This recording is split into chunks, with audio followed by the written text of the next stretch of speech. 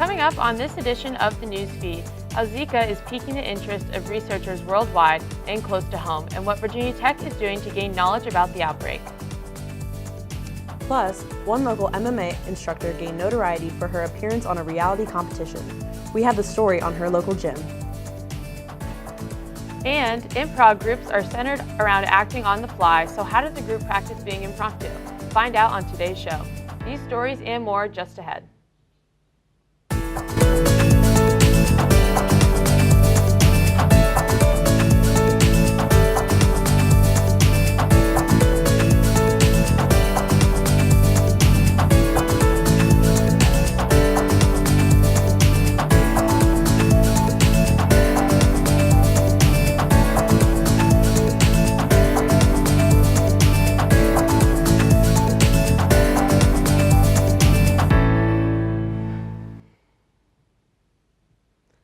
Hello, and thanks for joining us for this edition of the Newsfeed. I'm Jenna Delaney. And I'm Dilly Moresco. The news about the outbreak of Zika virus may have died down, but that doesn't mean the mosquito-borne illness has gone away. Due to its connection with birth disorders, the virus is causing researchers across the world to find new ways to combat its effects. Studies are even being conducted in Virginia Tech's own entomology department. Newsfeed reporter Katie Carreras has more on this report. The third floor of Latham Hall is home to Dr. Sally Paulson's Mosquito Research Lab. Here, students collect and examine the insects for viruses. However, with the recent public interest in Zika virus, they have a new addition to their list of strains to check for. My lab works with arthropod-borne viruses. Of course, there's a lot of interest these days concerning Zika virus. So we plan to start working with that. In particular, what we want to find out is what would be the best practices to recommend to people to protect themselves from Zika. So we plan to screen virus-infected mosquitoes with various kinds of repellents to see if we can make a recommendation to the public. Although the virus can be spread between people, health experts say Aedes albopictus and Aegypti mosquitoes are the main culprit. For the last couple of summers, we've spent some time doing virology surveillance work in the Blacksburg area. And this summer, that is likely to include surveillance for possible traces of Zika virus. We've done some virus studies in the past that have indicated that we've found traces of some viruses, although in small amounts. And there's a large amount of public interest in seeing if Zika has made a presence up this far north. Currently, Zika virus is found in mostly South American countries, although it has arrived in the U.S. through travelers returning from infected areas. This is Katie Carreras reporting. Although the illness has mild symptoms for the carrier, the CDC urges pregnant women to avoid traveling to infected areas until more is known about the virus. For most students, senior year of college involves career fairs, internships, and job huntings as they make plans post-graduation. For a handful of other students, senior year involves packing and planning in preparation for their lives in the Peace Corps. For senior Tuna Shankar, the Peace Corps is the perfect opportunity for her to gain experience before deciding on a career path. Shankar is scheduled to travel to Rwanda after graduation in September. She believes that the Peace Corps is the perfect opportunity for those students looking to make a difference and narrow their passions and interests before starting a career.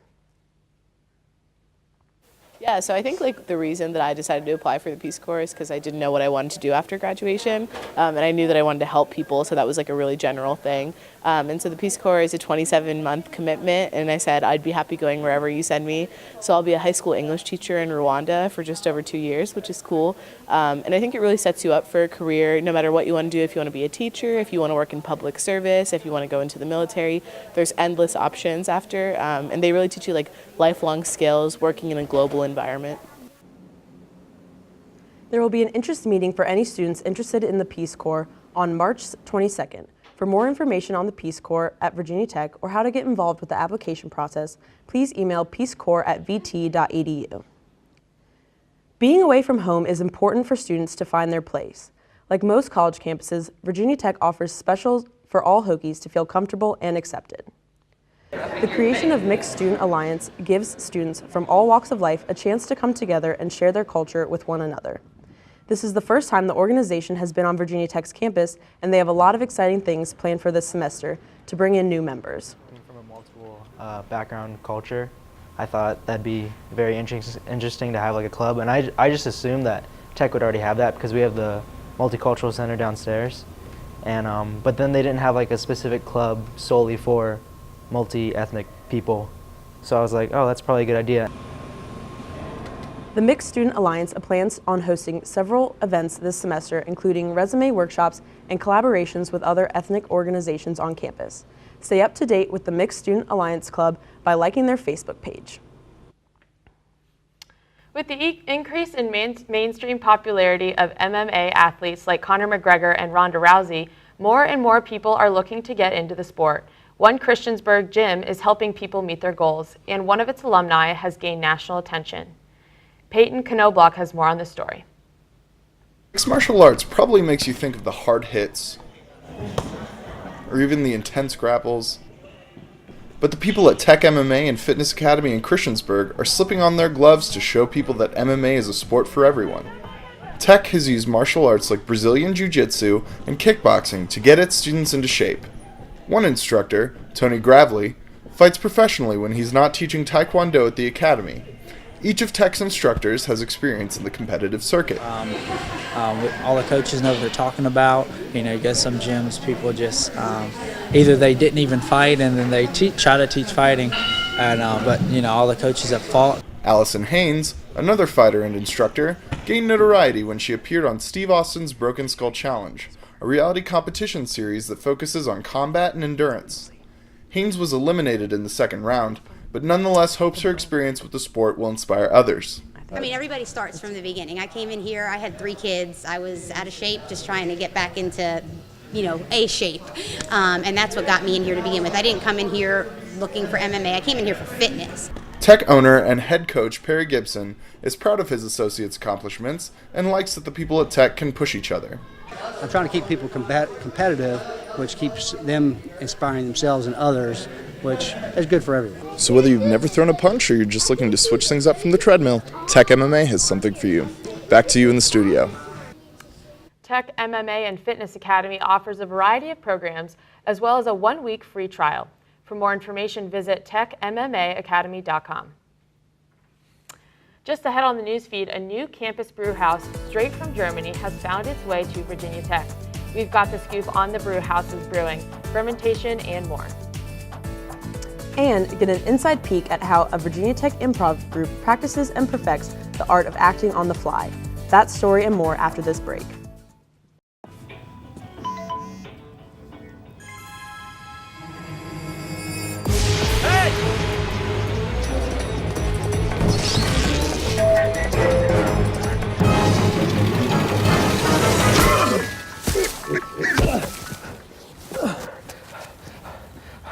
So, same time next week?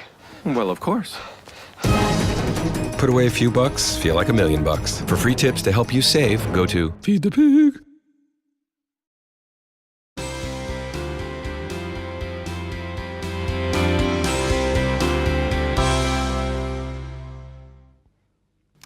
Welcome back to the newsfeed. With 7 different institutes and vast opportunities for students, Virginia Tech is no stranger to research. A new installation will help to further continue research and experience in the food science department at the university. There's a new brewery right on Virginia Tech's campus. Special ordered from Germany, the small-scale brewing and malting system can produce 66 gallons of beer in one batch and is just like what real beer makers use today. Located in the Human and Ag Biosciences Building 1, students will use the brew house for a variety of classes. The facility also provides opportunities to assist research in drug manufacturing and chemical production. Dr. Sean O'Keefe is excited for what the new facility will bring to the table. Fermentation's used in pharmaceuticals, fermentation's used in flavor chemistry. So flavor companies use fermentation to develop flavor compounds all the time. And same with pharma, and same with other areas. So this type of research that we're doing with the fermentation to create beer and to create wine, to create apple cider or hard cider, can be transferred to other areas as well. In the near future, the department will be offering extension courses to those interested in learning more about the craft with classes such as brewing and distilling analysis. College students across the country and those students at Virginia Tech maintain their busy school schedules, work, and social lives through rigorous scheduling and prioritizing daily activities. Newsfeed reporter Rhiannon Miller has more for us from the newsroom. Rhiannon? Thanks, Jenna. Student workers and those committed to sports or other extracurricular activities are subjected to long days and shorter sleep schedules. Students involved in multiple school and work agendas are prone to higher stress levels and, most importantly, less time to arrange their busy schedules. College students overcome a heavy workload in both school and throughout their individual lives. Those students taking on tasks along with schoolwork face a difficult time in prioritizing busy schedules of homework, work shifts, social life, and extracurricular activities. Student workers on and off campus face dilemmas in scheduling, however, some view their time constraints as motivating and rewarding. I think it's very rewarding to work. It really helps with time management, and also I give him all this advice about what he should do in school, and I really have to learn that I have to take my own advice and not procrastinate and work hard. Other student workers enjoy the simple perks that come from on-campus jobs. I make a lot of good friends who are also students and other coworkers as well. And also, it's just really nice to have the money. It's nice to have that base in your bank account that is always going to be there because you have that job. Some student workers view their work schedules as exhausting and sometimes consuming and stressful. These opinions come from student thought of school and work as being jobs in themselves. Both opportunities require time, effort, commitment, and a drive to be there. In working off campus, students face hardships more difficult than those students working on campus. Transportation for some students is an obstacle, while other students feel as though the drive off campus is refreshing and less stressful than the university environment. Working throughout the school is a great way for students to earn extra cash, escape the confines of campus life, learn a new trade, and to meet new people. Job stressors include a busy weekly schedule and the fear of missing out for some students. With pros and cons affiliated with working through college, overall students learn concepts of responsibility and priority. Additional information on Virginia Tech student workers and those available job opportunities can be found at the Office of Student Affairs websites at www.dsa.vt.edu. For positions available in Blacksburg, visit the town's website at www.blacksburg.gov. I'm Rhiannon Miller reporting from the newsroom. Let's bring it back to Delia and Jenna at the news desk. When most people hear of Blacksburg, it's likely they associate the town with Virginia Tech. What many people fail to realize, however, is that the town is made up of a rich history, and the town of Blacksburg wants people to explore it. From historic churches to homes and government buildings, newscast reporter Emily Kerrigan has more. The town of Blacksburg has created a 27-stop historic walking tour of the town, which was originally founded as a 16-square grid that extended from Draper Road to Wharton Street. Town Council member John Bush describes Church Street as the former center of Blacksburg. On Draper and Main Street and up to Roanoke Street, businesses. And then you had churches and institutions on Church Street, and then on the upper streets, Wharton was at one time called Upper Street, you had residences.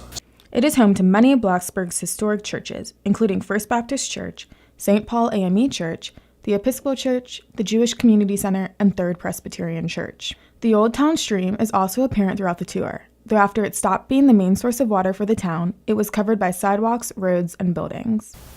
I'm standing at the corner of Lee Street and Wharton Street, which was formerly the highest most point in Blacksburg's original 16 squares. You can see the Price House behind me. It would have been a real hike for someone to get water up from the town stream to here.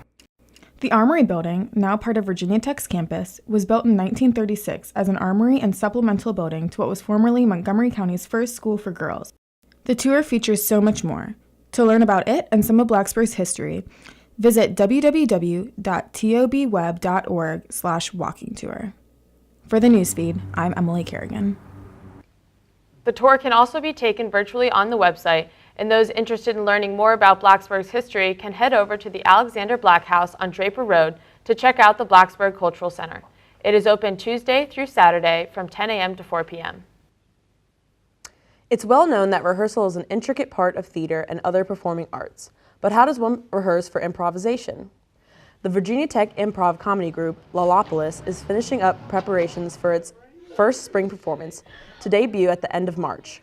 rather than performing more popular quick-form improvisation games during its performances, such as those employed on the television show Whose Line Is It Anyway. Lolopolis Comedy Group works from long-form Chicago-based improv techniques. The group performs in 30-minute sets called Heralds, which follow an outline of scripted comedic scenes connected by random crowd-suggested topics.